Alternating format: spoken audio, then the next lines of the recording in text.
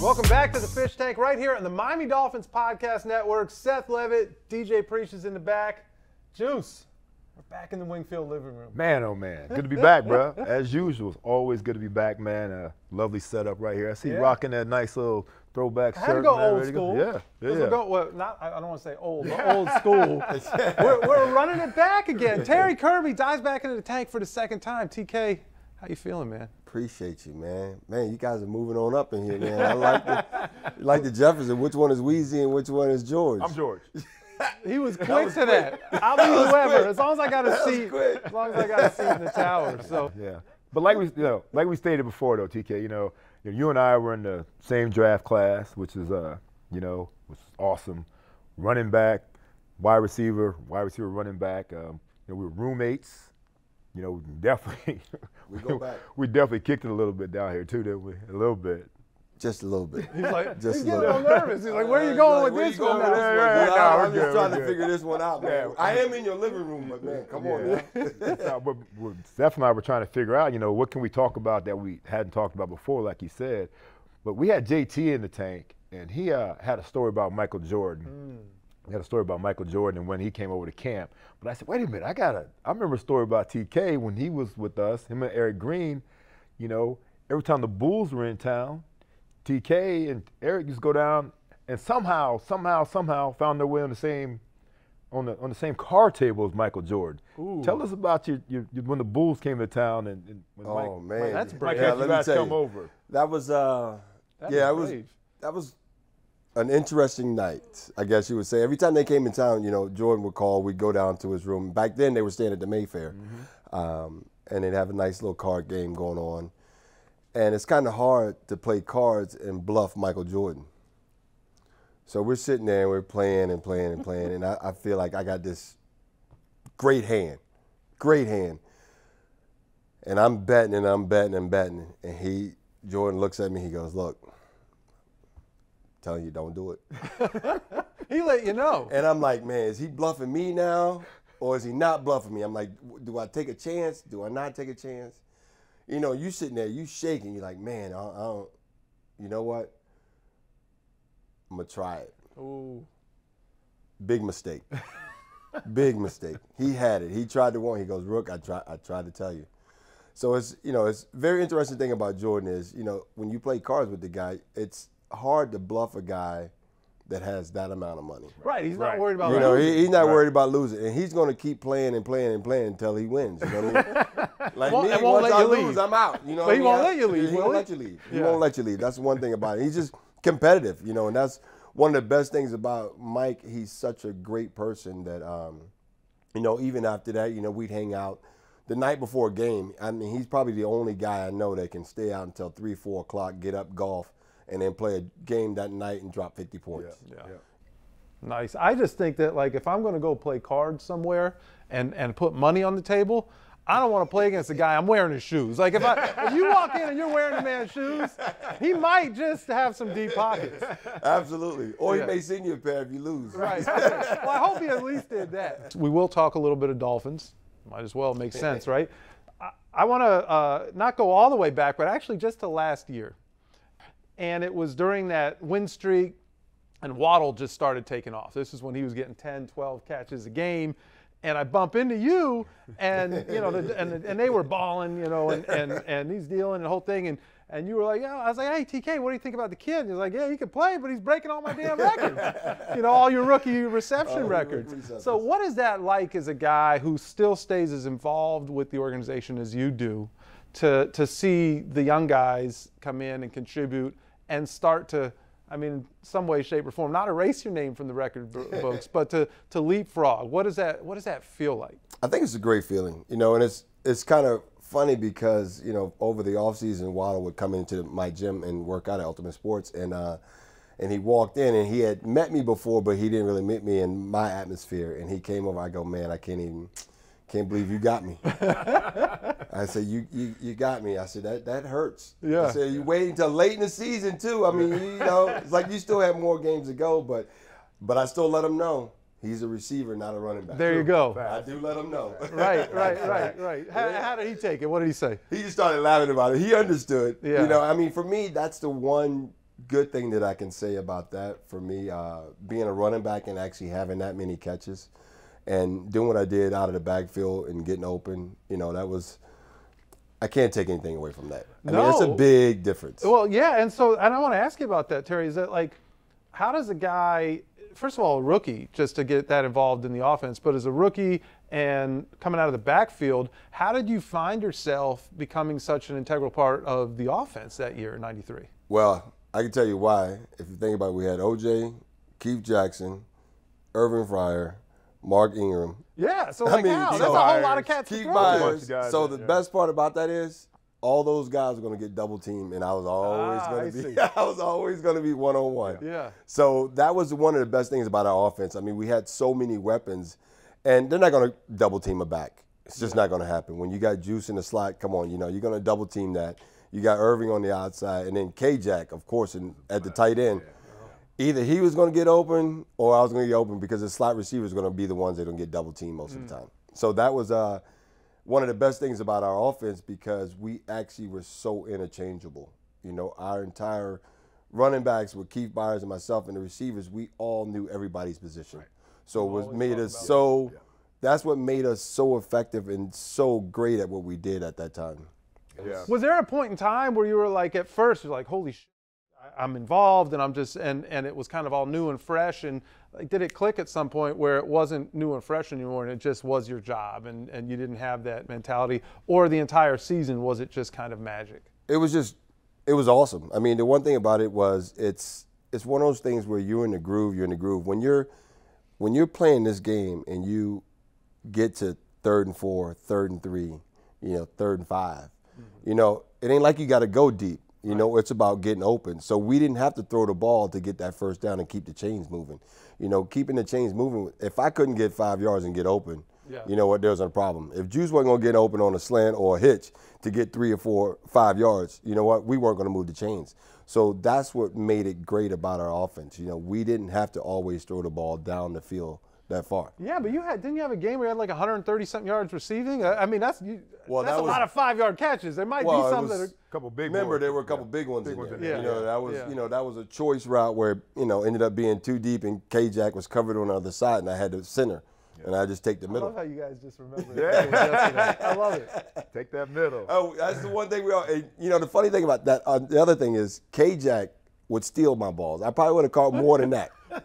Walk me through that. Because what happens is he comes out and he looks up and he's like, oh, man, look at that middle. Yeah. And K-Jack would take it when you want.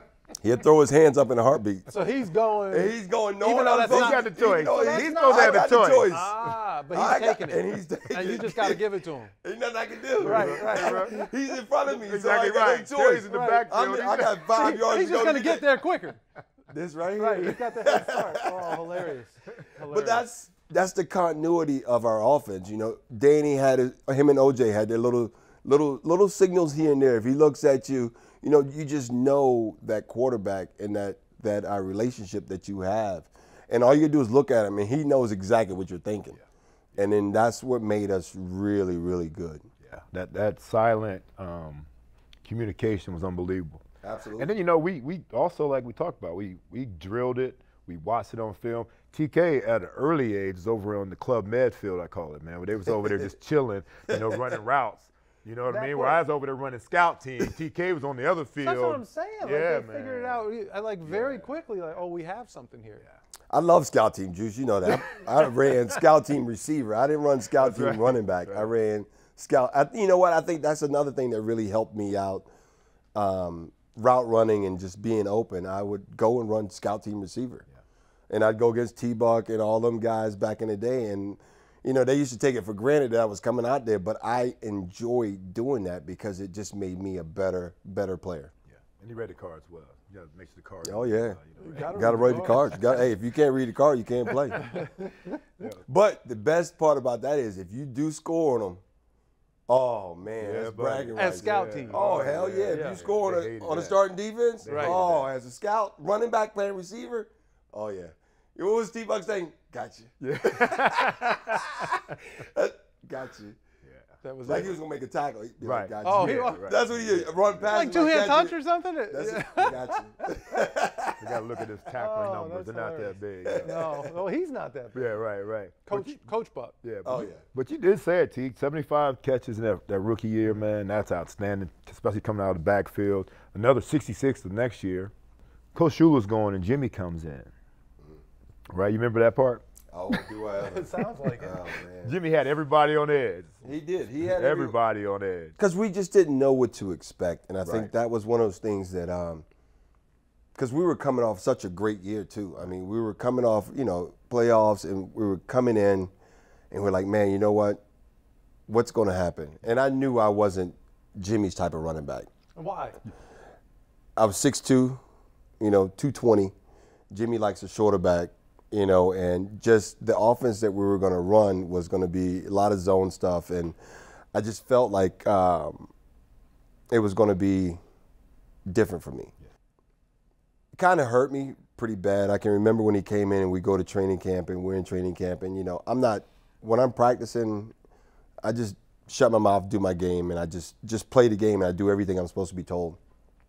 And I can remember him coming talking to me, and and after the first game, I think we played in Chicago, and I'll never first preseason game, and he pounded the shit out of me that game. I mean, I think out of the first 10, 12 plays, I think I got 10 of them, and I was like, you know what? Right then, I kind of understood, and I had the rumor that I was going to be traded. That's when you knew it, huh? That's when I knew it, Yeah. and I remember coming back. And I went right up to his office. I went up to his office and said, "Hey, Coach, I know that you looking to trade me and stuff. And if you are, just go ahead and just let me know now, because I don't want to go out to practice and get hurt. And next thing you know, my worth is nothing." I said, "If you're doing it, just go ahead and do it, or I'm not going to practice." And what did he say? And he didn't say nothing. I mean, he had to respect that. I mean, I was very respectful about he that. He didn't deny it or no? No, he didn't deny it or nothing. Didn't deny it at all. So that was one of the things I was sitting there like, man, after playing 3 years here, and this was my home. You know what I mean? This is where I wanted to end my career, and to have it go down the way it went down with that, it was devastating. What is going through your mind at that point? You went up to him, so you knew it was coming. It wasn't a surprise. But are you questioning your own abilities, or are you just frustrated that you have to leave? You're questioning your ability, because you're like, like you said, I was ingrained here. I had a good season. I didn't do anything wrong. I've never done anything wrong. And to sit there and say, we don't want you anymore, right. For a player, it's pretty devastating. It had to be the first time in your career, because you've always been the guy. Yeah.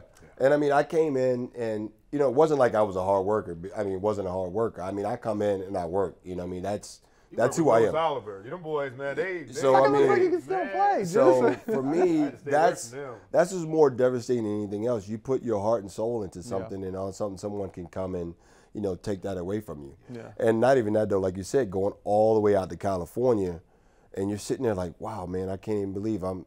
And you know what? It's the next day. You're like, oh, you traded. You got to pack a bag and go. The thing that blows my mind is I start looking at your stats, and it's somewhere along the line you become a fucking kick returner, like at 30 years old. How often does that? I went back and looked, and so like Mel Gray, one of the greats of all time, but he was always a kick returner. Yeah. Fullback, tailback, receiver. All of a sudden you're running, and you weren't just a kick returner. You're scoring touchdowns at 31, 32 years old. How did that transition even happen? I don't know. I'll tell you, what happened before that was San Francisco. When I was in San Francisco at those 3 years, Dexter Carter got hurt in San Francisco. So they put me back there just to catch the kicks. I knew I had short hands. Right. It was like, we just need you to catch like it. The bigger guy who at least can block if my little guy catches it. No, but you were returning the damn kicks. Which was crazy. And then, I went through that in San Francisco a couple years, couple kicks here and there, and then all of a sudden, go out to San Francisco into Oakland. Now we got running back by committee out there. Yeah. We got 5 running backs, and then something happened with our kick returner, David Dunn out there. David Dunn, receiver. He started fumbling or something, and they were like, you know what? I'll do it. You got to go. He said, you got to go do it. I go, all right.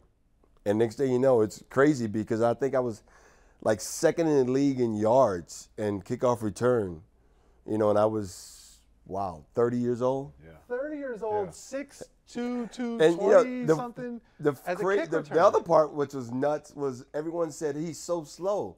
And I go, everyone, it was one of the things about me. They always say I wasn't fast. And I'm like, wow, if I'm returning kicks, and if I return 100 yards, that means everybody on that other team must be slow as I'm like, how slow are they? Here I am. I'm averaging, over 20, I think 27 yards of return or something like that. So I'm like, okay, I must be really slow. Or these guys are slower than me. TK, since the last time, you know, we had you in the tank 4 years ago, we started something a little different. Yeah, we didn't just get the fancy living. Yeah, we got a couple little things we do different. We've got this thing called the 2-minute drill now. Uh-oh. We're going to do is we're going to fire. I love a 2-minute drill. Yeah, we do. That's your sign time right there. That's your sign time right there. Yeah, Yeah, I'm good. So we're going to rattle off a few questions for you, you know, in 2-minute time period. And then, you know, answer how you want. You have 0 timeouts. 0 2 minutes on the clock. I got to answer every question. Inside the 2-minute warning. How you gonna pass? I'm just saying. I don't know. You said you going to 2-minute warning. Or can I say? You throw it away? Trying to throw it away? Nobody's asked about Gotta get out of bounds. Stop the clock. Throw it out of bounds. Stop the clock. We'll see. If you can get out of bounds, we'll see how it goes. Pencil grounded. All right. You want to start off, Big Seth? Yeah. Okay. I'll start it off. You start off. You tell me. It's up to you. I'll start it off. Let's go. There it is. All right, TK. Ready? Yep. And go. Your number 42 jersey is retired at the University of Virginia. If Takai said he'd only play if he could wear that number, would you unretire it? I would. Of course you Absolutely. would. Has he asked? No, he has not asked. Okay. All right. What number does he wear now? He's ran 88. Okay. All right. So you might be safe. I'm you good. might be safe. I'm good. Okay. We talked about him earlier. Mark Dixon, you did not put him on your fish tank top 5, which might be one of the reasons he said what he said. You did probably not the put him reason. on your fish tank top 5. And then, of course, he slammed your game. If you were choosing a team today, picking guys in their prime, does Dixon have a shot to make it this time? Oh, he has a shot. Okay. See, I totally forgot about him last time because he was I only played with him 1 year over there, really, so I didn't have a chance to play with him. Yeah. But yeah, Mark's on there. Okay. Yeah, he's on there. All right, more exciting for you here. Return a kickoff for a touchdown or win a cornhole match. Ooh. I like that. I like that. Just got to think about it. Cornhole match against who, though? It depends on my professional. That's a good question. That's a good question. So, I mean, that's a tie. I mean, returning the kick, unbelievable. I go returning kick. Yeah, because you don't see that much I don't see that anymore. often. Yeah, it doesn't happen. I hardly see it at all anymore. Does anybody return anything? Like return them. Forget return. I mean, what are you really going to average that? What's the average of? I wonder what the average on the kickoff return is right now. That's not good. It's not a lot. Because remember, our whole thing as a return them kickoff return, you had to get a first down. Right. So you had to get to the 30. Right. You had to get to the 30. That's when we were playing. You know, the 20-yard line was. Especially when they're letting you come out to the 25. Absolutely, letting you come out to 25, then it would be. The clock is running, running. TK. That's a damn Oh, 2-minute okay. drill. Okay. Go. All right. Who is the better Miami Dolphins back? Terry Kirby as number 43 or Terry Kirby as number 42? Ooh, 43. Okay. That was 75 receptions. Yeah. All right. That was 75. All right, we got one more. Better client to train, Dan Marino or Jason Taylor? Dan Marino. Why?